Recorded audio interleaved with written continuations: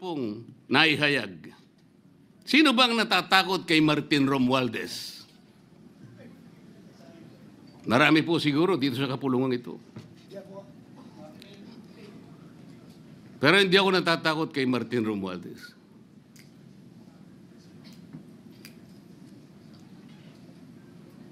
Ngayon po, kino-question po yung notarization ng statement ni Gutesa.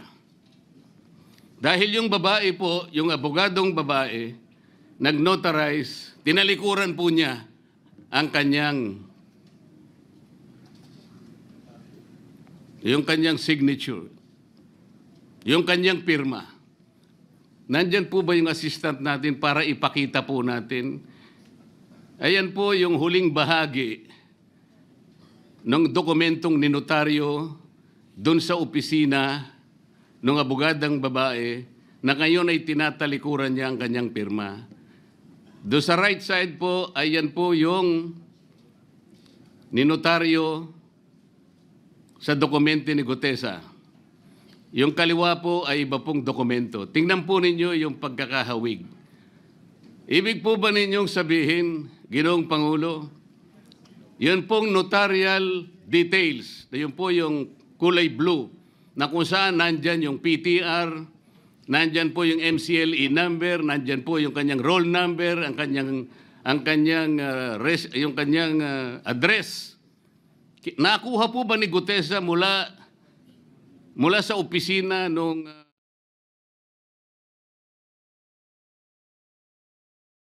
The battlefield burns. Only the strongest will survive. Opisina nung abogada at in-stamp niya? Pagkatapos po yung detalye na nasa bandang kaliwa na kung saan makikita nyo document number, page number, book number, series of 2025. Makukuha po ba ni Gutesa mula sa libro, mula sa notarial register ng abogado? Paano niya makukuha? Tingnan po ninyo yung kabila, ganun din. Bakit po natin hahanapan ngayon si Gutesa at sasabihin pa natin dahil lamang tinalikuran ng babae nagnotaryo ang kanyang pirma?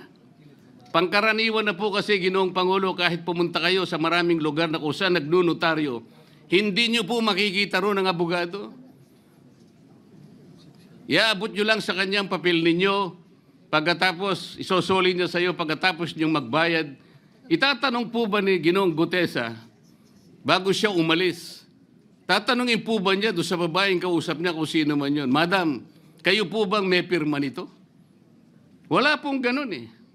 Ngayon, kung tatalikuran po ng abogado na yon ang kanyang pirma, ako na po mismo ang magdidirect ng prosecution sa kanya para ma-disbar siya, sapagkat ginagamit po niya yung opisina na yon.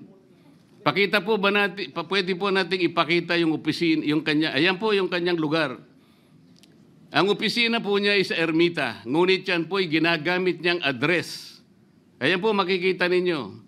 Notary Public 24/7. Ibig niyo sabihin, nandyan at hindi na natutulog yung abogado na yan. Sigurado meron siyang tao dyan na pumipirma. At ginagaya na lamang ng kanyang staff o secretary yung pirma niya. Ganyan po palagi. Kalakaran. Kalakaran, ngunit hindi tama. Sapagkat sa batas po ng notaryo, kailangan nakaharap po yung magnunotaryo sa nagpapanotaryo. Bakit po